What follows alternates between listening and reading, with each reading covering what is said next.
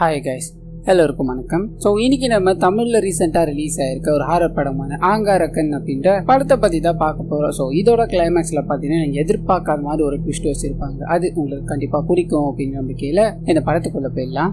இந்த படத்தோட ஸ்டார்டிங் சீன்லேயே ஆங்கிலேயர் வாழ்ந்துகிட்டு இருந்தாங்க இல்லையா, அந்த காலகட்டத்தை தான் காமிக்கிறாங்க. ஒரு லேடி பார்த்தீங்கன்னா சுற்றி இருக்கிற எல்லா கிராமங்களையும் கட்டுப்பாட்டுக்குள்ளே வச்சிருக்காங்க அப்படின்ற மாதிரி இருக்கும். அவங்களுக்கு ஒரு நபர்கிட்ட இருந்து ஃபோன் வருது, நம்மளோட கூட்ஸ் எல்லாத்தையுமே ஒரு குறிப்பிட்ட மலை வழியாக அதை எடுத்துகிட்டு போகணும் அப்படின்ற மாதிரி இருக்கு. எல்லா மக்களையும், அதாவது அதை சுத்தி இருக்க எல்லா மக்களையும் கண்ட்ரோலுக்குள்ள கொண்டு வந்தாச்சு. ஒரே ஒரு பழங்குடியின இனத்தவர்கள் மட்டும் நம்மளை எதிர்த்துட்டு நிக்கிறாங்க. வெள்ளக்காரங்களை எதிர்த்து பழங்குடியினர் நிக்கிறது இதுவே முதல் முறை.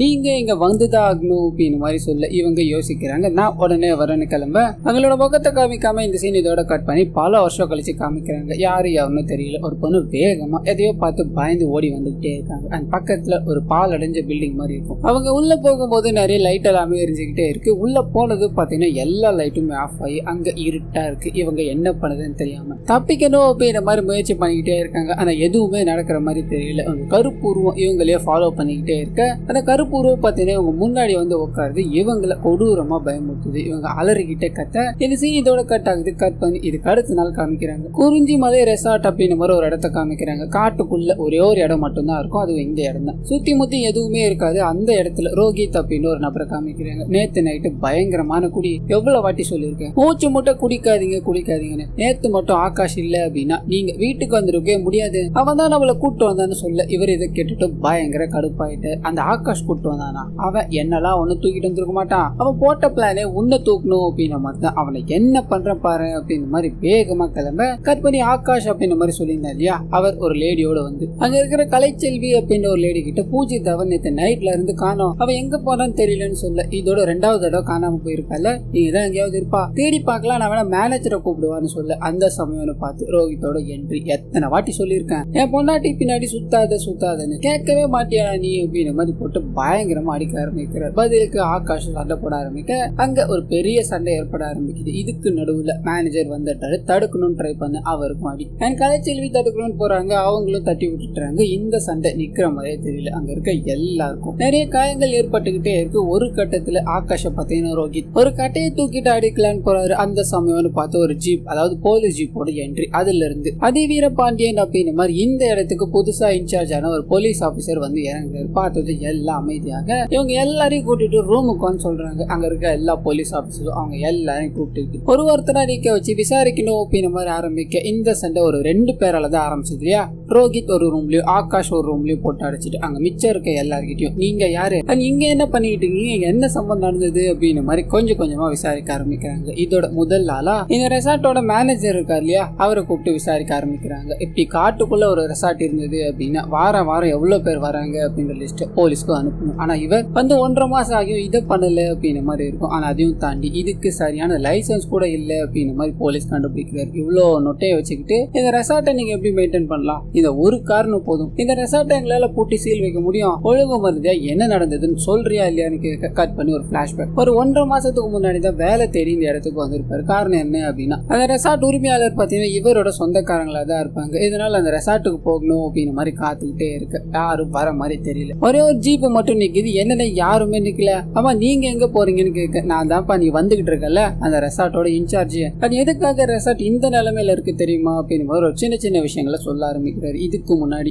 நிறைய பேர் இங்க வருவாங்க, வெளிநாட்டுக்காரங்களா 1 மாசம் 2 மாசம் அப்படின்னு மாதிரி தங்கிட்டு போவாங்க. ஜாலியா இருக்கும். எப்ப ஐயா சொல்லாம கொள்ளாம காணாம போனதுல இருந்து யாருமே இங்க வரது இல்லப்பா. அப்ப ஆரம்பிச்சிச்சு பிரச்சனை. இப்ப 3 நிலைமையில இருக்கு, நீ எதுக்காக வந்திருக்கன்னு புரியலையான்னு சொல்ல இவரு யோசிக்கிறாரு. அப்படியே கட் பண்ணி அந்த ரெசார்ட்டோட உரிமையாளர் சொந்தக்காரர் அப்படின்னு மாதிரி தான் இருக்கும் இல்லையா. அந்த ரெசார்ட் உரிமையாளர் காணாம போய் அவரோட மனைவி பாத்தீங்கன்னா படுத்த படுக்கையாகிட்டு இருப்பாங்க. ஆனா அவங்களோட போன கலைச்செடி தான் இப்போ இது எல்லாத்தையும் மேனேஜ் பண்ணிட்டு இருக்காங்க அப்படின்னு மாதிரி இருக்கும். முதல் வேலையை அவங்கள போய் சந்திக்கிறாரு. ஒன்னும் கவலைப்படாதீங்க நான் பாத்துக்கிறேன் அப்படின்னு மாதிரி ஆறுதல கொடுத்துட்டு காணாம போனவர் கண்டிப்பா வந்துருவாரு, இந்த எல்லா வேலைகளையும் ஸ்டார்ட் பண்ணலாமா அப்படின்னு மாதிரி கலைச்செல்வியோட அங்க இருக்க மொத்த ரெசார்ட்டே சுத்தி பாக்குறாரு. ஆனா அங்க பாத்தீங்கன்னா ஒரே ஒரு ரூம் மட்டும் ரொம்ப பால் அடைஞ்சு போய் கிடக்கும். என்னன்னு கேட்கும் போது அது குயினோட வீடு, அங்க யாருமே போக மாட்டாங்க, மிச்ச இடத்த எல்லாமே நம்ம தான் டேக் ஓவர் பண்ணிக்கணும்னு சொல்ல இவர் யோசிக்கிறாரு, இப்படி இருந்தா யாரு வருவா, ஆனா அங்க இருக்க ஆளுங்க எல்லாமே ரொம்ப தொய்வா இருக்காங்க அப்படின்னு புரிஞ்சுக்கிட்டு இதுக்கு அடுத்த நாள்ல பாத்தீங்கன்னா நிறைய வேலைகளை பண்ண ஆரம்பிக்கிறாரு. முதல் வேலையா அந்த ரெசார்ட்டை கிளீன் பண்ணணும் அப்படின்னு மாதிரி இறங்க எல்லாரும் உதவுறாங்க. பக்காவா கிளீன் பண்ணி முடிக்கிறாங்க. கொஞ்சம் கொஞ்சமா கெஸ்ட் எல்லாம் வர மாதிரி காமிக்கிறாங்க. அதுல பாத்தீங்கன்னா பாத்தீங்கன்னா ஒரு 3 கெஸ்ட் நம்மளுக்கு நோட் பண்ற மாதிரி இருக்கும். அது என்ன அப்படின்னா ஒரு ரிட்டையர்ட் மிலிட்டரி ஆபீசர் அவரோட மனைவியோட வந்திருப்பாரு. அண்ட் ரோஹித் தான் அவரோட மனைவி அப்படின்னு மாதிரி 2வது செட்டும் 3வது செட் ஆகாஷும் அவர் கூட ஒரு 2 பொண்ணும் வந்திருப்பாங்க. அதுல இருக்க ஒரு பொண்ணு தான் இப்ப காரணம் அப்படின்னு மாதிரி பிரச்சனை போயிட்டு இருக்கும். இவங்க எல்லாருமே அங்க வந்து ரொம்ப நல்லாதான் போய்கிட்டு இருந்தது அப்படின்னு மாதிரி சொல்லிக்கிட்டே இருக்கும்போது பிரசன்ட்டுக்கு வருது. ஆகாஷ் அடைச்சு வச்சிருப்பாங்க இல்லையா. சார் புரிஞ்சுக்கோங்க சார், நான் எதுவும் பண்ணல, என் கூட வந்த பொண்ணுக்கான அவளை நான் தேடணும் அப்படின்னு மாதிரி கத்திக்கிட்டே இருக்கு. அதை பார்க்கத்தானே நாங்க வந்திருக்கோம், எல்லாத்தையும் நாங்க செக் பண்ணிக்கிறோம், நீ கொஞ்சம் அமைதியா உள்ளே கடறான்னு சொல்லி அந்த பொண்ணை தெரிஞ்சவங்க யாராவது இருக்கீங்களான்னு கேட்க கலைச்செல்வி கையை தூக்குறாங்க. நான் பார்த்திருக்கேன் சார், போன்ல எடுத்த போட்டோவை கொடுக்குறாங்க, இவங்க தான் காணாம போன பொண்ணுன்னு சொல்ல இவங்க தானே அது, சரிப்பா பக்கத்துல எங்கேயாவது இருக்காங்களான்னு போய் பார்த்துட்டு வாங்க. பக்கத்துல இருக்க போலீஸ் எல்லாரையும் அனுப்பி வச்சுட்டு இவர் பாத்தீங்கன்னா யோசிச்சுக்கிட்டே இருக்காரு. அந்த சமயம் பார்த்து இருக்கிற செக்யூரிட்டி மேல பாத்தீங்கன்னா அவருக்கு கண்ணு திரும்ப ஆரம்பிக்குது. ஒரு மாதிரி பார்த்துக்கிட்டே இருக்க, ஏதாவது மறைக்கையாடா, ஒழுங்கு மருகையா உனக்கு தெரிஞ்ச உண்மைகளை எல்லாத்தையும் சொல்லுடான்னு சொல்ல அவரு பயந்துகிட்டே அவருக்கு தெரிஞ்ச உண்மைகளை சொல்ல ஆரம்பிக்கிறாரு. அது என்ன அப்படின்னா அவருக்கு குடிப்பழக்கத்தை தவிர வேற எந்த கெட்ட பழக்கமும் கிடையாது. இதை அட்வான்டேஜா எடுத்துக்கிட்டு அங்க இருக்க எல்லாருமே அவரை கிண்டல் பண்ண ஆரம்பிச்சாங்க. ஒரு கடத்துல இவருக்கு அவரோட மனைவிக்கு சண்டை இருக்கு அப்படின்றத புரிஞ்சுக்கிட்டு அங்க இருக்க எல்லாருமே அவரை கலாய்ச்சிக்கிட்டே இருந்தாங்க. மனுஷன் அவங்க கூட ஈடு கொடுத்து சண்டை போட்டுக்கிட்டே இருந்தாரு. இவ்வளவுதான் சார் எனக்கு தெரியும்னு முடிக்க, ஆமா அந்த மிலிட்டரி ஃபேமிலி அப்படின்னு மாதிரி சொல்லியிருந்தா இல்லையா, அவங்க எங்கன்னு கேட்க அவங்க நேத்தே போயிட்டாங்க சார்னு சொல்ல ஷாக்கு. என்னையா நீ வந்ததையும் சொல்ல மாட்டேற போனதையும் சொல்ல மாட்டேற, இங்க உள்ள வந்தவங்களோட லிஸ்ட் எல்லாமே இருக்குல்ல அது எல்லாத்தையும் எடுத்துட்டு வைப்போம்னு சொல்ல ஒன்னு ஒன்னா படிக்க ஆரம்பிக்கிறாரு. செல்வியும் அங்கதான் நின்று கேட்கறாங்க. ஆனா அப்படி படிச்சுக்கிட்டே இருக்கும்போது தான் மேக்னா அப்படின்ற ஒரு பொண்ணோட பேர் வருது. அவங்க யாரு அப்படின்னு மாதிரி கேட்க அவங்க கதை எழுதணும் அப்படின்னு மாதிரி அடிக்கடி இந்த ரெசார்ட்டுக்கு வருவாங்க. எங்க எல்லார்கிட்டயும் இந்த ரெசார்ட் எப்படி வந்தது, நீங்க என்னென்னலாம் இருக்கு அப்படின்னு மாதிரி கேட்டுக்கிட்டே இருப்பாங்க. திடீர்னு ஒரு நாள் வருவாங்க, 2 நாள் காணாம போயிடுவாங்க. அவ்வளவுதான் சார், அவங்கள பத்தி பெருசா ஒன்னும் தெரியாதுன்னு சொல்ல இவர் பயங்கர கடுப்பாக்குறாரு. எத்தனை வாட்டியா சொல்லியிருக்கேன்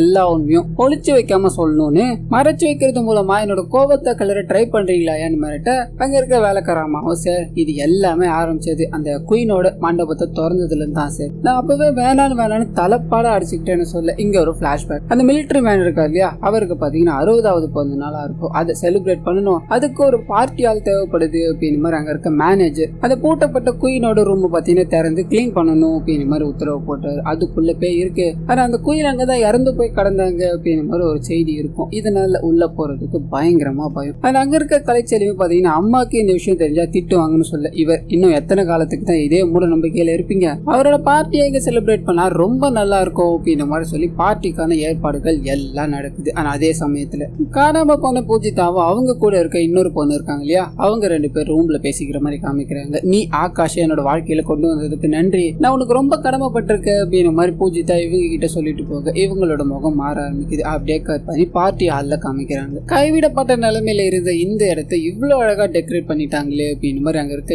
எல்லாருக்கும் சந்தோஷம். அண்ட் இது கூடவே அங்க பார்ட்டி ஸ்டார்ட் ஆக போகுது அப்படின்னு மாதிரி எல்லா வேலைகளும் நடக்க ஆரம்பிக்குது. இந்த பார்ட்டி சந்தோஷமா போய்கிட்டே இருக்கு. அது அங்க இருக்க ரோஹித்தும் பாத்தீங்கன்னா ஃபுல் குடி குடிச்சு பாட்டு பாடி டான்ஸ் ஆடிக்கிட்டு இருக்காரு. இதுக்கு நடுவுல ஒரு 4-5 சம்பவங்களை காமிக்கிறாங்க. ஒரு ரைட்டர் அடிக்கடி இங்க வந்துட்டு போவாங்க அப்படின்னு மாதிரி இருக்கு இல்லையா, அந்த ரைட்டர் பாத்தீங்கன்னா மேனேஜர் கூட நெருங்கி டான்ஸ் ஆட ஆரம்பிக்கிறாங்க. இந்த விஷயத்த கலைச்செல்வி பார்க்க மேனேஜர் மேல ஒரு கண்ணா இருப்பாங்க. இதை பார்த்ததால கோச்சிட்டு அங்க இருந்து கிளம்புறாங்க. ஆனா அதே சமயத்துல ஆகாஷ் பாத்தீங்கன்னா ரோஹித்தோட மனைவி கிட்ட பேச அப்ரோச் பண்ணிக்கிட்டே இருக்காரு அப்படின்ற விஷயம் ரோஹித்துக்கு பயங்கர கடுப்பாயிட்டு இருக்கும். அவரும் தன்னோட மனைவி கிட்ட பிரச்சனை பண்ற மாதிரி பேசிட்டு அங்க இருந்து கிளம்புறாரு. ஆனா அதையும் தாண்டி ஆகாஷ் இருக்கா இல்லையா, பூஜிதா கிட்ட தனியா பேசணும் அப்படின்னு மாதிரி ஒரு இடத்துக்கு கூட்டு போறாரு. இந்த 4 சம்பவங்களும் நடந்தது. எல்லாரும் தனித்தனியா செப்பரேட் ஆகி போயிட்டு இருக்காங்க அப்படின்னு மாதிரி நமக்கு காமிக்கிறாங்க. ஒரு பக்கம் ரோஹித் காணாம போயிட்டாரு அப்படின்னு மாதிரி அவரோட மனைவி தேடிக்கிட்டே இருக்கும்போது காட்டுக்குள்ள ஒரு இடத்துல படுத்துக்கிட்டு இருக்காரு. இதனால அவரை எழுப்பணும் அப்படின்னு மாதிரி ட்ரை பண்ணிக்கிட்டே இருக்காங்க. இன்னொரு பக்கம் பூஜிதா இருக்காங்க இல்லையா, தனியா கூட்டு போகணும் அப்படின்னு மாதிரி ஆகாஷ் அவங்க கிட்ட காதலை வெளிப்படுத்துறாரு. அது கூடவே உங்ககிட்ட இருக்க பணத்தை அடையணும் அப்படின்றதுக்காக தான் நானும் நம்ம கூட இருக்க இன்னொரு பொண்ணு சேர்ந்து பிளான் போட்டோம். ஆனா இதுக்கு நடுவுல உன் மேல காதல் கொள்ள ஆரம்பிச்சிட்டேன், ஏன்னா மன்னிச்சிரு அப்படின்னு மாதிரி இவர் போட்ட பிளான் எல்லாத்தையும் சொல்ல அவங்க கோச்சிக்கிட்டு அங்க இருந்து கிளம்புறாங்க. கட் பண்ணா மயக்கத்துல கடந்த ரோஹித்தை எழுப்பணும் அப்படின்னு மாதிரி இன்னும் வரலையும் அவரோட மனைவி ட்ரை பண்ணிக்கிட்டு இருக்காங்க. அதே சமயத்துல பூஜிதாவும் அங்க இருந்து கிளம்பி ரூமுக்கு போறாங்க. முதல்ல சண்டை போட்டுட்டு தான் வந்திருப்பாங்க இல்லையா, இப்ப சிரிச்சுக்கிட்டு இருப்பாங்க. இதை பார்த்துதான் அவங்களோட ஃப்ரெண்டுக்கு பயங்கர கடுப்பு. அவனுக்கு என் மேலதான் விருப்பம், நீ என்னதான் கல்யாணம் பண்ணிக்க போறான் அப்படின்னு மாதிரி நான் ஆசையா இருந்தேன், குறுக்குல நீ வந்தா உன்னை விட்டுடுவானா, உன்னை என்ன பண்ற பாருடி அப்படின்னு மாதிரி அவங்க கழுத்தை புடிச்சு நெருக்க ஆரம்பிக்கிறாங்க அவங்களோட ஃப்ரெண்டு. இதனால பூஜிதாவும் என்ன பண்றதுன்னு தெரியாம வந்து தப்பிச்சு ஓட ட்ரை பண்ணிக்கிட்டே இருக்காங்க. வெளியில பாத்தீங்கன்னா ஆகாஷோட உருவம் தெரியுது. உள்ள அவனோட ஃப்ரெண்டு பைத்தியம் மாதிரி பண்ணிக்கிட்டு இருக்கா, எனக்கு என்ன பண்றதுன்னு தெரியல, காப்பாத்த ஆகாஷ் அப்படின்னு மாதிரி அந்த உருவத்தை நோக்கி போக்கிட்டே இருக்கு. ஆனா அந்த உருவம் இவங்களை தாண்டி தள்ளி போக்கிட்டே இருக்க ஒரு இருட்டான காட்டு பகுதிக்குள்ள போயிட்டுறாங்க. அங்க எனக்கு ரொம்ப பயமா இருக்கு, எங்க ஆகாஷ் இருக்க அப்படின்ற மாதிரி இவங்க கூட்டுக்கிட்டே இருக்காங்க. அந்த சமயம்னு பார்த்து ஒரு கருப்பு உருவம் இவங்களையே பார்த்துக்கிட்டே இருக்கு. பயத்துல அங்க இருந்து ஓட ஆரம்பிக்கிறாங்க. அந்த சமயம்னு பார்த்துதான் அந்த பார்ட்டி ஆள் இருக்கு இல்லையா, அது தென்படுது. அதுக்குள்ள இவங்க போனதும் எல்லா லைட்டும் ஆஃப் ஆகி பயங்கர இருட்டாத தோற்றம் தெரிய ஆரம்பிக்குது. அதையும் பொருட்படுத்தாம அங்க இருந்து தப்பிக்கணும் அப்படின்னு மாதிரி எவ்வளவு முயற்சி பண்ணாலும் அங்க அந்த எல்லா உருவங்களும் இவங்க கண்ணு முன்னாடி வந்து பயமுறுத்துற மாதிரியும் அதை பார்த்து இவங்க பயந்துகிட்டே இருக்கும்போது அந்த கருப்பு உருவம் இவங்களை அப்படியே தூக்கிட்டு போற மாதிரியும் காமிக்க கட் பண்ணி பிரசன்ட்ல வராங்க. அந்த ஏசி கூட இருக்கா இல்லையா இன்னொரு ஆபீசர், அவர் பாத்தீங்கன்னா நான் ஒரு 2 பேரை விசாரிச்சுட்டேன், எல்லாமே கிளியரா தான் இருக்கு, அந்த பொண்ணு எங்க போனான்னு தெரியல, இங்க என்ன நடக்குதுன்னே தெரியலையா சார்னு சொல்ல. அப்பதான் ஏசி பாத்தீங்கன்னா ரோஹித்தோட மனைவியை கூப்பிட்டு விசாரிச்சிருப்பாரு. அந்த விஷயத்த நமக்கு காமிக்க ஆரம்பிக்கிறாங்க. அம்மா ரோஹித் பயங்கர குடிகார அப்படின்ற மாதிரி பேசிக்கிட்டே இருக்காங்க, நீ உன் புருஷன் மேல தப்பே இல்ல,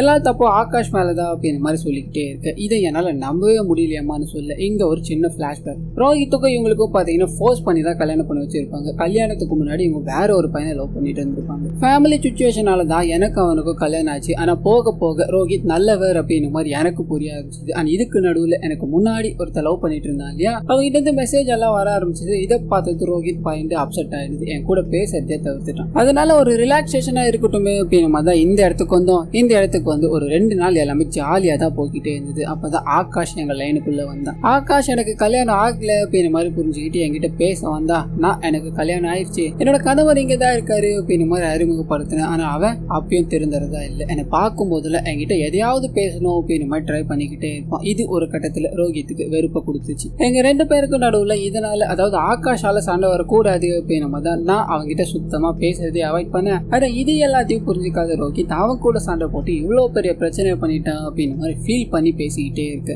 அப்பதான் ஆகாஷ் என்ன வெளியே விடுங்க என்ன வெளியே விடுங்க அப்படின்னு மாதிரி கத்திக்கிட்டே இருக்க சத்தம் கேட்குது. வந்து அவனை கொஞ்ச நேரம் ஆஃப் பண்ணிட்டு அந்த ரைட்டர் எங்க தேடி கண்டுபிடிச்சிங்களான்னு கேட்க அவங்கள காணோம் அப்படின்னு மாதிரி தகவல் வருது. ஸோ ஏற்கனவே பூஜிதா அப்படின்ற ஒரு பொண்ணை காணோம், இப்போ கதை எழுதணும் அப்படின்னு மாதிரி வந்தவங்களையும் காணோமா, மொத்தம் 2 பொண்ணை காணோம். ஆமா எல்லார பத்தி சொன்னீங்க, அந்த ரைட்டரை பத்தி எதுவுமே சொல்லலையான்னு கேட்க அங்க இருக்க ஒரு இன்சார்ஜ் பாத்தீங்கன்னா பேச ஆரம்பிக்கிறார். அவங்க ரொம்ப நல்லவங்க சார், நிறைய விஷயங்களை கேட்டு கேட்டு எழுதிக்கிட்டே இருப்பாங்க, ஆனா என்ன கொஞ்சம் பைத்தியம் மாதிரி பண்ணுவாங்கன்னு சொல்லி அவங்களோட பிளாஷ்பேக். அவங்க திடீர்னு பாத்தீங்கன்னா மயக்கம் போட்டு விழுந்துற மாதிரி நடிச்சு அங்க இருக்க எல்லாரையும் ஒரு ஆட்டி விட்டுருவாங்க. ஆனா அது கூடவே அங்க இருக்க எல்லாருக்கூடயும் ரொம்ப க்ளோஸா பழகி அங்க என்ன நடக்குது, இந்த பங்களா யாருக்கு சொந்தம், இதுக்கு பின்னாடி இருக்க வரலாறுல என்ன அப்படின்னு மாதிரி கேட்டு பேப்பர்ல எழுதிக்கிட்டே இருப்பாங்க. இதை சொல்லி முடிக்க பிரசன்ட்டுக்கு வருது. இவ்வளவுதான் சார் அவங்கள பத்தி எனக்கு தெரியும், அவங்க எங்க போனாங்க என்ன ஆனாங்களா யாருக்குமே தெரியலன்னு சொல்ல அந்த சமயம் பார்த்து ஆகாஷ் மறுபடியும் கத்த ஆரம்பிக்கிறான். இப்ப என்னடா உனக்கு, காணாம போன அந்த பொண்ணை கண்டுபிடிக்கணும் அவ்வளவுதானே, நீ வெளியே வாடா அப்படின்னு மாதிரி இவரையும் பக்கத்துல இருக்க அந்த பொண்ணையும் கூப்பிட்டு உட்கார வச்சு ஒழுங்கு மரியாதையா நீங்க என்ன பண்ணீங்க அண்ட் எதுக்காக வந்தீங்க அப்படின்ற விஷயத்த சொல்லுங்க, அந்த பொண்ணை பிளான் பண்ணி தானே நீங்க கிட்னாப் பண்ணி தூக்கிட்டு வந்தீங்கன்னு கேட்க ஆகாஷ் பக்கத்துல இருக்க லேடி பாத்தீங்கன்னா நீங்க சொன்னது ஆல்மோஸ்ட் உண்மைதான் சார், இவ பொண்ணுங்க கிட்ட பயங்கரமா வழிஞ்சுக்கிட்டே இருப்பான், நானும் எவ்வளவு முறை சொல்லிட்டேன் பேசாதரா பிரச்சனை ஆயிடும் அப்படின்னு மாதிரி, ஆனா இங்க வந்த எல்லாருக்கிட்டையும் பேசுறேன் அப்படின்னு மாதிரி இவ்வளவு பெரிய பிரச்சனை எழுதி விட்டுருக்கான் சார், நாங்க எதுவும் பண்ண கிடையாது அப்படின்னு மாதிரி சொல்லி முடிக்க பக்கத்துல இருக்க ஆகாஷும் எனக்கு இந்த மாதிரி பிரச்சனை அதாவது பொண்ணுங்க கிட்ட பேசுற பழக்கம் இருக்குதான் சார், அதுக்குன்னு எல்லாத்தையும் நான் பண்ண ஆயிடுமா அப்படின்னு மாதிரி இவங்க எதுக்காக வந்தாங்க அப்படின்ற விஷயத்த சொல்ல ஆரம்பிக்கிறாங்க. இவங்க 2 பேருக்கும் பாத்தீங்கன்னா பணம் தேவைப்படும். அண்ட் பூஜிதாக்கு அம்மா கிடையாது அப்பா மட்டும்தான் இருக்காங்க, ஒரு பெரிய வீட்டு பொண்ணு அப்படின்னு மாதிரி இருக்கும், அவங்க கூட பேசி பழகி இவங்களுக்கு தேவையான பணத்தை வாங்கணும் அப்படின்றத அவங்களோட பிளான். ஆனா அங்க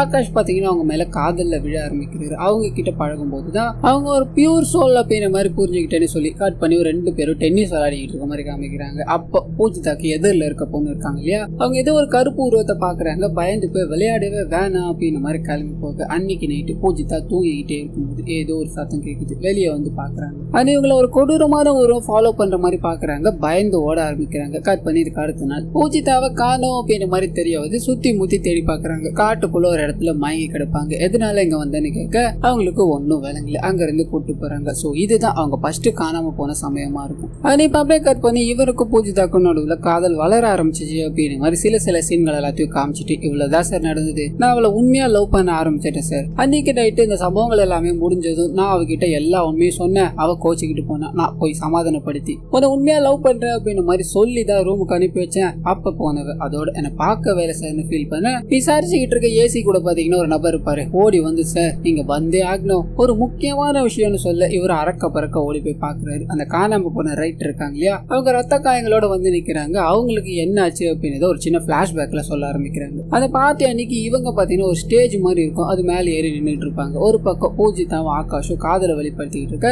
இன்னொரு பக்கம் ரோஹித்தை காமிக்கிறாங்க. அவர் பாட்டன் தனியா நடந்து வந்துகிட்டே இருப்பார். அந்த சமயம்னு பார்த்து அவரோட உடம்புல சில மாற்றங்கள், அவரோட முகங்கள் எல்லாமே பாத்தீங்கன்னா ஒரு மாதிரி கருப்பா மாறிக்கிட்டே இருக்கு. இந்த சீன் இதோட கட் பண்ணி பிரசன்ட்டுக்கு வருது. சோ அன்னைக்கு ரோஹித் தான் ஏதோ பண்ணிருக்கான், அவனுக்குள்ளதான் ஏதோ பிரச்சனை இருக்குன்னு சொல்லி கட் பண்ணி ரோஹித்தை காமிக்கிறாங்க. அவர் பாத்தீங்கன்னா மொத்தமா மாறி போய் அவருக்குள்ள ஒரு ஆன்மா புகுந்துகிட்டு இருக்கு அப்படின்னு மாதிரி காமிக்கிறாங்க. அந்த ஆன்மா அங்க இருக்க எல்லாரையும் பயமுறுத்துது. அண்ட் சுத்தி இருக்கிற இடமே பாத்தீங்கன்னா இருட்டாயிடுது. இதனால அங்க இருக்கிற ஏசியோ, டேய் இந்த மாதிரி மேஜிக் எல்லாம் பண்ணி நீ தப்பிக்கணும்னு நினைக்காத, ஒழுங்கு மாதிரியா சரணடைஞ்சிரு, இல்லைன்னா அவளை சுட்டுடுவேன் அப்படின்னு மாதிரி பேய்கிட்டே கண்ணை காட்டி நிக்க. ஆனா இது வேலைக்கே ஆகல. முடிஞ்சா என்ன சுட்டுடா பாக்கல அப்படின்னு மாதிரி அந்த பேய் பயங்கரமா கத்திக்கிட்டே இருக்கு. அந்த சமயம்னு பார்த்து தப்பிச்சு போன அந்த ரைட்டர் இருக்காங்க இல்லையா, அவங்க பைக்குள்ள இருந்து ஒரு செயின் எடுக்கிறாங்க. அந்த செயினுக்கு ஒரு சின்ன பிளாஷ்பேக் ஒன்று ஓப்பன் ஆக ஆரம்பிக்குது. இவங்க அந்த பேயை பார்த்து, அதாவது ரோஹித் உருமாறதை பார்த்து பயந்து ஓடி இருப்பாங்க இல்லையா, அவங்க பின்னாடி அந்த கருப்பு உருவம் ஃபாலோ பண்ணிக்கிட்டே இருக்கும். அந்த சமயம்னு பார்த்து ஒரு சாமியார் இவங்களை வந்து காப்பாத்துறாரு. 100 வருஷம் கழிச்சு ஆங்காரக்கன் பழி வாங்கணும் அப்படின்னு மாதிரி வந்திருக்கான், அங்க போறது ஆபத்துமா, நீ அந்த சைடு போகாத அப்படின்னு மாதிரி சொல்லியிருப்பாரு. ஆனா இவங்க அங்க காப்பாற்ற வேண்டியவங்க நிறைய பேர் இருக்காங்க, நாங்க போய் தான் ஆகணும் அப்படின்னு மாதிரி சொல்ல செயினை கொடுத்திருப்பாரு. இந்த செயினை நீ யார் மேல பயன்படுத்துறியோ அவங்க மேல அந்த ஆங்காரக்கன் வரவே மாட்டான் அப்படின்னு மாதிரி கொடுத்திருப்பாரு. இப்போ இந்த செயினை ரோஹித் மேல தூக்கி போடணும் அப்படின்னு மாதிரி ட்ரை பண்றாங்க, முடியல, வேற எங்கேயோ போய் விழுந்துருது. அண்ட் இங்க ரோஹித்தும் பாத்தீங்கன்னா ரொம்ப ஆக்ரோஷமா நடந்துக்க ஆரம்பிக்கிறாரு. அங்க இருக்க எல்லாரும் அடிக்கணும் அப்படின்னு மாதிரி ட்ரை பண்ணிக்கிட்டே இருக்கு. அந்த ரைட்டர் இருக்காங்க இல்லையா, அவங்க பைக்குள்ள வந்து ஒரு விபூதி மாதிரி ஒண்ணு தூக்கி அடிக்கிறாங்க. சுத்தி நெருப்பெரிய ஆரம்பிக்குது. ரோஹித் இதுல இருந்து தாண்ட முடியாம தவிச்சுக்கிட்டே இருக்க, வேற ஒரு இடத்துல இருந்து சாமியார் பூஜை பண்ண ஆரம்பிக்கிறார். ஆங்காரக்கா, நீ எதுக்காக இங்க வந்த, 100 வருஷம் கழிச்சு எதுக்காக நீ பழி வாங்கணும்னு வந்திருக்க, இதுக்கு காரணமானவங்க எல்லாருமே தான் இறந்து போயிட்டாங்களே அப்படின்னு மாதிரி சொல்ல, இந்த உடம்புல இருக்க ஆவி, எனக்கு ஒன்னவங்களை நான் பழி வாங்காம இருமாட்டேன், அந்த சந்ததியில தான் ஒரு பொண்ணு இங்க வந்திருக்கா அப்படின்னு மாதிரி சொல்ல, அந்த பூஜிதா இருக்காங்க இல்லையா, அவங்கள மென்ஷன் பண்றாங்க. காரணம் என்ன அப்படின்றது பின்னாடி சொல்றேன். அண்ட் இந்த சைடு ரோஹித் உடம்புல போனதுக்கான காரணம் என்ன அப்படின்னா, இவரோட அதாவது ஆங்காரக்கனோட சங்கதியினர்கள் ஒருத்தர் தான் இந்த ரோஹித்தா இருப்பாரு. அதனாலதான் இவரோட உடம்புக்குள்ள அந்த ஆவி புகுந்து இருக்கும். சாமியார் எவ்வளவு முயற்சி பண்ணிக்கிட்டே இருக்கு, இவர் போனதா தெரியல, நான் அவங்களை கொல்லாம விட மாட்டேன் அப்படின்ற மாதிரி பயங்கரமா கத்த. என்ன நடந்தது அப்படின்ற ஒரு சின்ன பிளாஷ்பேக் ஒன்று ஓபன் பண்றாங்க. இந்த படத்தோட ஸ்டார்டிங் சீன்ல ஆங்கிலேயர்களை எதிர்த்து ஒரு பழங்குடியினர்கள் இருக்காங்க அப்படின்ற மாதிரி காமிச்சாங்க இல்லையா, அந்த பழங்குடியின இனத்தை சேர்ந்தவர் தான் இந்த ஆங்காரக்கன் அப்படின்றவரா இருப்பாரு, அதோட தலைவர். இந்த இடத்துக்கு வெள்ளக்காரங்க வரவே கூடாது அப்படின்ற மாதிரி பயங்கரமா விஷயங்கள் எல்லாத்தையும் பண்ணிக்கிட்டே இருக்கு. இந்த விஷயம் அந்த குயினுக்கு தெரிய ஆரம்பிக்குது. ஆனா அந்த குயின் யாருன்னு பாத்தீங்கன்னா பூஜிதா இருக்காங்க இல்லையா, அவங்களோட உருவத்துல தான் இருப்பாங்க. சோ பூஜிதாவை பழி வாங்கணும் அப்படின்ற மாதிரி அந்த ரோஹித் வந்ததுக்கான காரணம் இதுதான். இவங்க படைகள் எல்லாத்தையும் அனுப்பி ஆங்காரக்கண்ணையும் அவனோட கொட்டத்தை அடக்கணும் அப்படின்ற மாதிரி ட்ரை பண்ண முடியல. இதனால இவங்களே சமாதானம் பேசணும் அப்படின்ற மாதிரி நேரில் போடுறாங்க. ஆங்காரக்கன் முத கொண்டு அங்க இருக்க எல்லாரையும் கூப்பிடுறாங்க.